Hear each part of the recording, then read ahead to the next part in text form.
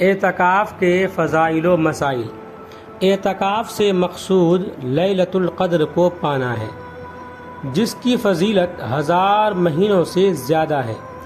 حضرت ابن عباس رضی اللہ عنہما سے روایت ہے کہ رسول اللہ صلی اللہ علیہ وسلم نے فرمایا، جو شخص اللہ کی رضا کے لیے ایک دن کا اعتکاف کرتا ہے تو اللہ تعالیٰ اس کے اور جہنم کے درمیان 3 خندقوں کو آڑ بنا دیں گے۔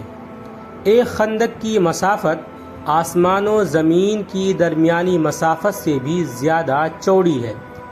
ایک دن کے اعتکاف کی یہ فضیلت ہے تو رمضان المبارک کے آخری عشرے کے اعتکاف کی کیا فضیلت ہوگی۔ خوش قسمت ہیں وہ لوگ جو رمضان کی مبارک گھڑیوں میں اعتکاف کرتے ہیں اور مذکورہ فضیلت کے مستحق قرار پاتے ہیں۔ حضرت ابن عباس رضی اللہ عنہما سے روایت ہے کہ رسول اللہ صلی اللہ علیہ وسلم نے فرمایا، اعتکاف کرنے والا گناہوں سے محفوظ رہتا ہے اور اس کی تمام نیکیاں اسی طرح لکھی جاتی رہتی ہیں جیسے وہ ان کو خود کرتا رہا ہو۔ اس حدیث میں اعتکاف کے فوائد میں سے 2 باتیں بیان کیے گئے ہیں۔ نمبر 1، معتکف جتنے دن اعتکاف کرے گا اتنے دن گناہوں سے بچا رہے گا۔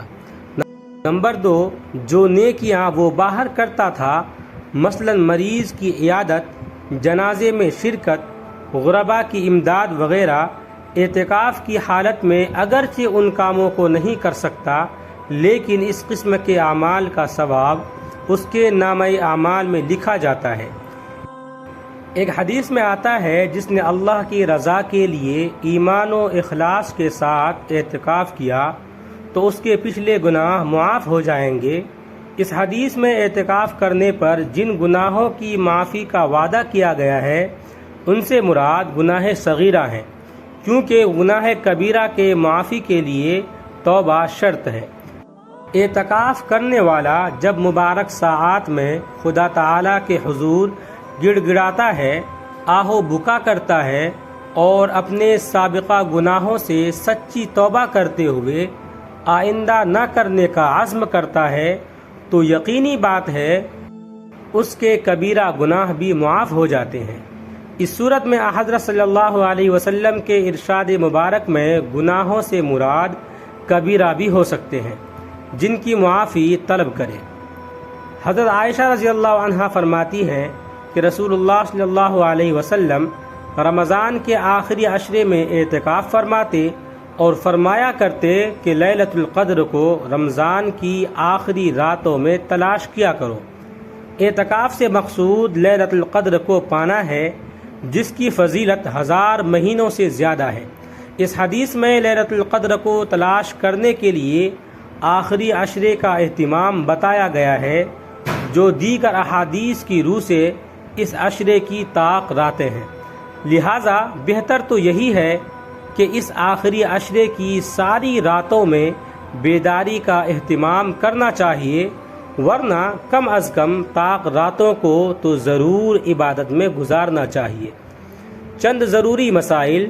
ماہ رمضان کے آخری عشرے میں کیا جانے والا اعتکاف سنت مؤکدہ علی الکفایہ ہے، یعنی بڑے شہروں کے محلے کی کسی ایک مسجد میں اور گاؤں دیہات کی پوری بستی کی کسی ایک مسجد میں کوئی ایک آدمی بھی اعتکاف کرے گا تو سنت سب کی طرف سے ادا ہو جائے گی۔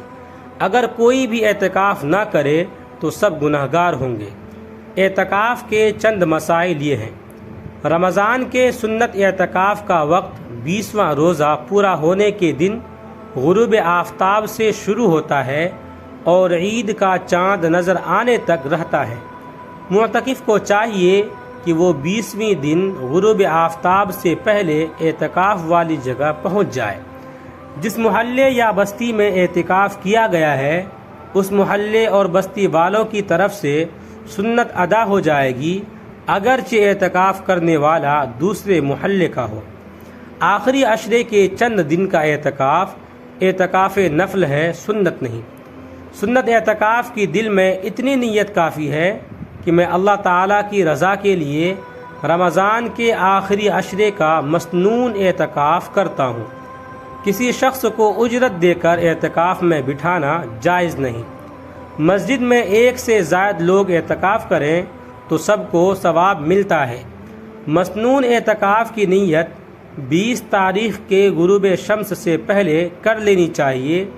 اعتکاف مسنون کے صحیح ہونے کے لیے مندرجہ ذیل چیزیں ضروری ہیں: مسلمان ہونا، عاقل ہونا، اعتکاف کی نیت کرنا، مرد کا مسجد میں اعتکاف کرنا، مرد اور عورت کا جنابت یعنی غسل واجب ہونے والی حالت سے پاک ہونا، عورت کا حیض و نفاس سے خالی ہونا، روزے سے ہونا۔ اگر اعتکاف کے دوران کوئی ایک روزہ نہ رکھ سکے یا کسی وجہ سے روزہ ٹوٹ جائے تو مسنون اعتکاف بھی ٹوٹ جائے گا۔ جس شخص کے بدن سے بدبو آتی ہو یا ایسا مرض ہو جس کی وجہ سے لوگ تنگ ہوتے ہوں تو ایسا شخص اعتکاف میں نہ بیٹھے۔ البتہ اگر بدبو تھوڑی ہو جو خوشبو وغیرہ سے دور ہو جائے اور لوگوں کو تکلیف نہ ہو تو جائز ہے۔ اعتکاف کی حالت میں جائز کام: کھانا پینا بشرطے کہ مسجد کو گندہ نہ کیا جائے، سونا، ضرورت کی بات کرنا، اپنا یا دوسرے کا نکاح یا کوئی اور عقد کرنا، کپڑے بدلنا، خوشبو لگانا، تیل لگانا، کنگھی کرنا، بشرطے کہ مسجد کی چٹائی اور قالین وغیرہ خراب نہ ہو۔ مسجد میں کسی مریض کا معائنہ کرنا، نسخہ لکھنا یا دوا بتا دینا، لیکن یہ کام بغیر اجرت کے کرے تو جائز ہیں ورنہ مکروہ ہیں۔ برتن وغیرہ دھونا، معتکف کا اپنی نشست گاہ کے ارد گرد چادریں لگانا، معتکف کا مسجد میں اپنی جگہ بدلنا، بقدر ضرورت بستر، صابن، کھانے پینے کے برتن اور مطالعے کے لیے دینی کتب مسجد میں رکھنا۔ ویڈیو اچھا لگے تو لائک کریں، کمنٹ کریں، شیئر کریں اور اس طرح کے مزید ویڈیوز کے لیے چینل کو سبسکرائب ضرور کریں۔ آپ تمام ساتھیوں کا بہت بہت شکریہ ہوگا۔